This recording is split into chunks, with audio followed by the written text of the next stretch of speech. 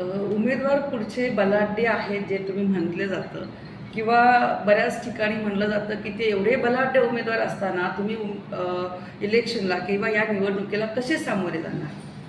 तर मी त्यांना बलाढ्य समजतच नाही. कारण आदरणीय गीते साहेब हे निष्क्रिय ठरलेले आहे. त्यांना कोणत्या अर्थाने बलाढ्य म्हणायचं.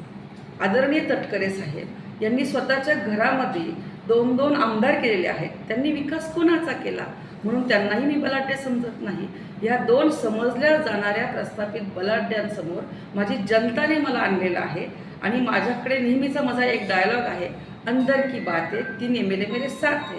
त्याचबरोबर माझं मुस्लिम बांधव माझ्याबरोबर आहे, मराठा समाज माझ्याबरोबर आहे, आमची आंबेडकरी अनुयायी जनता माझ्याबरोबर आहे, पूर्ण बेलदार समाज माझ्या पाठीशी आहे, कोळी समाज पाठीशी आहे, 18 पगड जाती माझ्याबरोबर आहे.